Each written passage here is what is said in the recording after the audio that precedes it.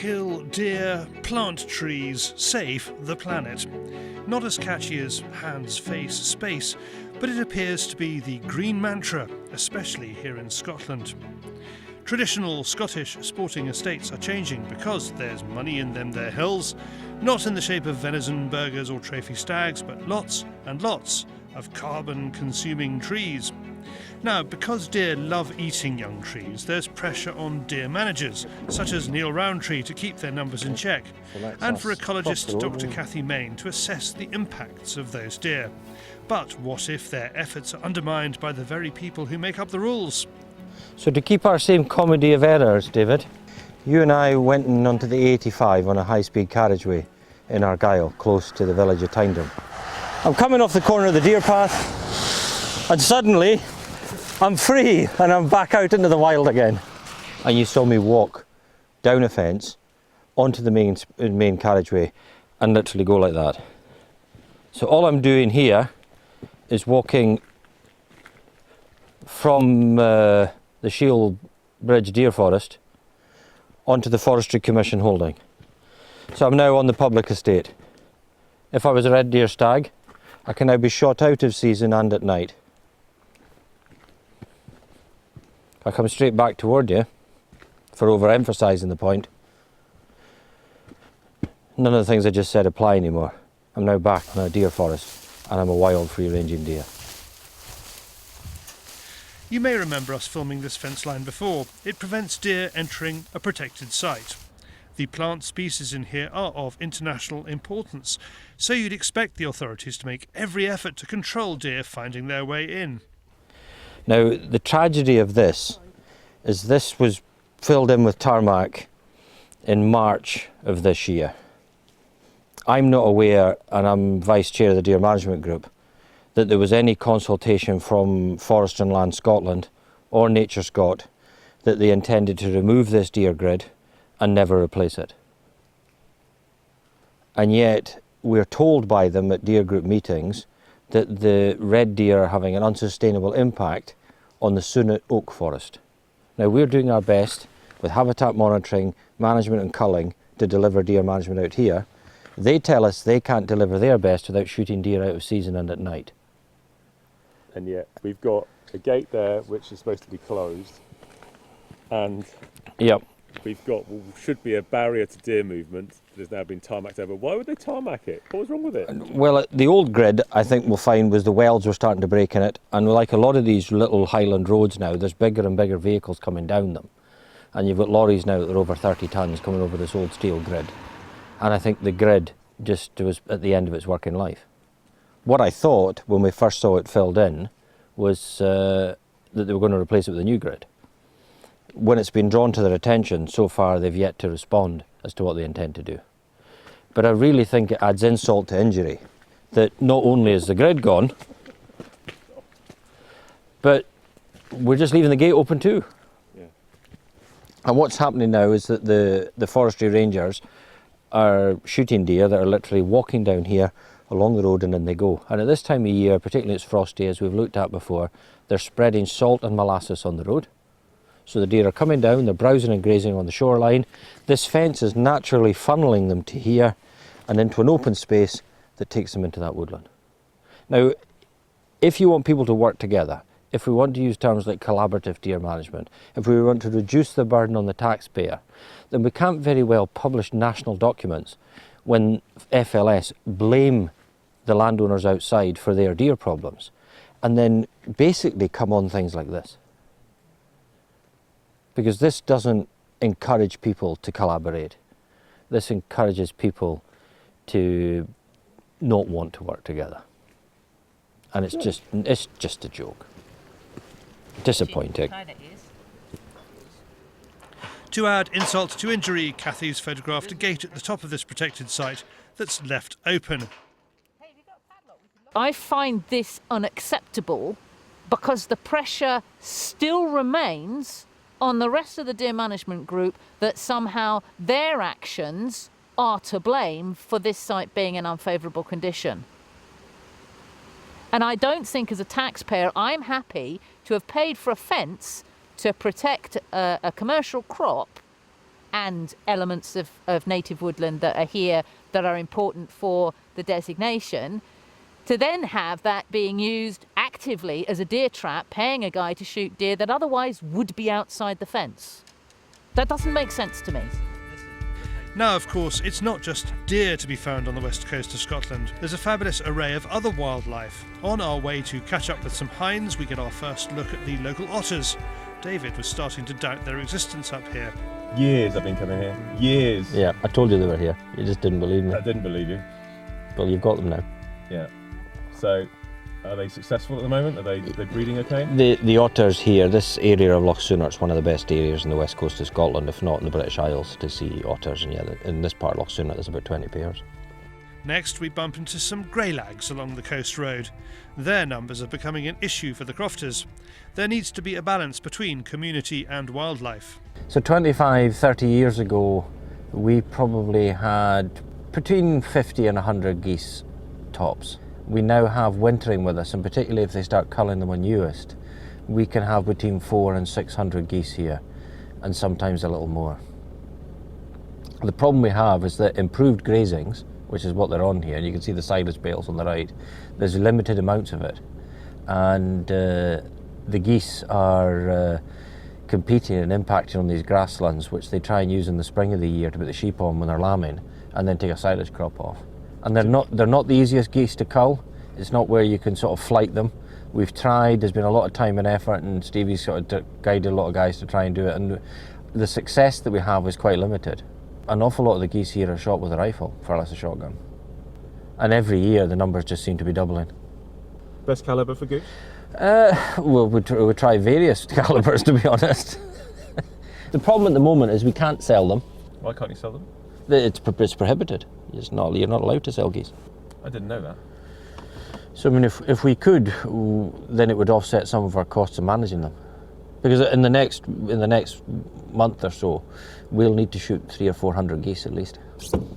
At least.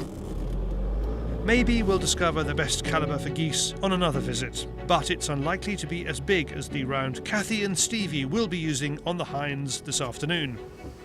It's very difficult in this landscape to separate the impacts of cattle and sheep away from the impacts of deer.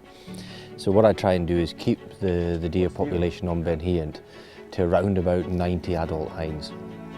And it's a selective process, making sure whatever we leave, David, as you've seen and done here with us before, we're leaving the best, taking away the poorest, and trying to keep the group sizes when we can down to around about 10, which is sort of a sensible number for adult females. It allows them to use this terrain effectively. We'll try and set up so you take two away together, minimum stress, maximum effect, and a good quality venison product at the end of it. So we're going to cut off round here, and I would think that group will be drawn up through the gully in front of us. And if you let Cathy go first and you just slip in and tidy up. Perfect. So off we go.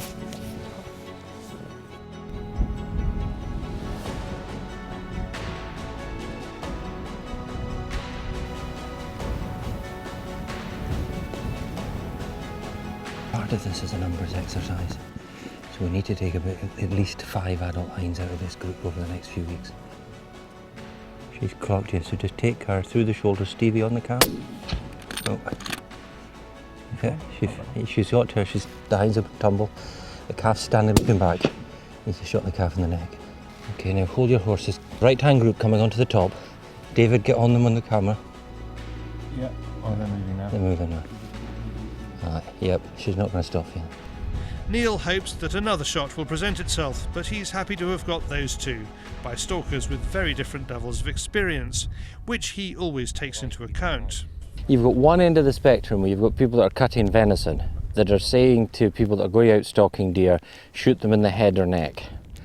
And at then the other end of the spectrum is the fact that you've got population to reduce, and you want to do it humanely. Yeah. So you don't want any errors.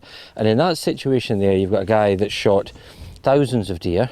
That was mine, number 47. Exactly. And your shot there, a rib shot, absolutely perfect, hind is killed, you're confident and happy with that shot. Yeah. And it would be entirely wrong of me to say to you, Cathy, I want you to shoot that in the neck. And it would probably be worse for you to attempt it, to feel you had to do that to make me happy. And that's why I personally am opposed to a lot of the encouragement of people going at the moment, you must shoot them in the head, you must shoot them in the neck, you must shoot them humanely. and that's a judgment of what you can do yourself. So no problem at all. As you say, number 47, number 1000 and what, thousands and what. Now on this part of the peninsula the deer are free to roam, but not far away it's all change. Fence is now cut across historic ranges of the reds to protect new tree plantations. Plantations that are sometimes in areas that should be avoided, such as deep peat environments. The government classes deep peat as anything over 50 centimetres. So I'm 6 foot tall. So take your own measurement with your eye there, pick a spot, and the stick's still going down and still going down. So there the peat on a knoll is that depth. How can this be allowed to happen then? I thought they've now decided that peat's good. Well, I think we'll get Cathy to come in and talk to us here. Is this not environmental vandalism? We're planting trees in order to sequester carbon. But you're releasing it. That's releasing it. If we're planting trees in the wrong substrate, then we're actually creating a net carbon loss rather than a gain. That's greenwash there, right there. So it doesn't make sense. But the reason why this happens is because it's expensive to do a vegetation survey and a peat depth survey sufficiently small scale, sufficiently high resolution to capture where you should and you shouldn't plant trees.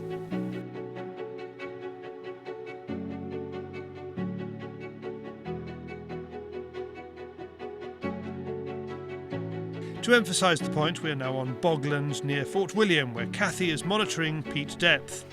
Cathy feels we could be sleepwalking into a greenwash tree planting policy, which we could end up regretting. I've got nearly 2 metres of peat where I'm standing. And there are trees right there. And there were trees right there. Because what we do now will have repercussions for years, decades and centuries. We need to be really sure that what we're doing is the right thing, because the time frame within which we make most policy decisions just doesn't apply here. So we need to be very certain that our policy is the right thing to be doing. We can't afford to get it wrong. And this is such a good example of how it has been got wrong in the past. And I fear that what we're doing at the moment, in many ways, it's really good. There's lots that's really good. But we're going for the maximum rather than the optimum. Oh, like that. That's true, I get it though, I get it. Yeah. So this is number 47. Yes. Well done. Back to our hind and calf, and Niall delivers the post-mortem. What do you notice about the middle of her body? What's that big telltale giveaway sign? Big fat. Big full belly. She's quite lean. Yeah, big full belly. So when we were looking at a group of deer, there's other places we've been the last few days you've seen poorer deer, but compared with the rest of that group, she stood out for age, coat condition. Yeah. And I mean, normally that hind would be okay, but in the context of this particular population, that classes as a poor hind. That's a poorer hind. Tell me about the tummy. What you'll find as they get older and their teeth start to wear, and we were looking at this the other night, one of the telltale signs you'll see is not only the condition of the coat starting to go, but very often you'll see older hinds with great big bellies on them. And what they're doing is, as their ability to break the vegetation falls, it doesn't mean that they reduce. What they do is they increase their grazing amount because they're drawing in more and more all the time. And very often, because they're thin, when you look at them, this bulbous stomach stands out, and then the thin body attached to it. It almost looks like a sort of a ball suspended from the rib cage in the back. Yeah. And if you walk around her, and it's a thing you won't see in deer in the south because a lot of them are in great condition, but you look around them, you will see an awful lot worse. But you can see in her the coat's starting to go, and if you look at her, you can see her hips.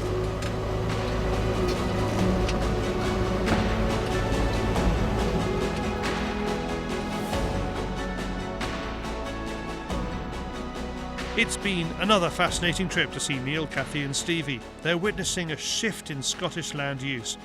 partly aimed at stamping out traditional land use such as country sports, but which will bizarrely fuel a greater need for deer managers. What will become of traditional highland stalking as it's demoted to simple pest control?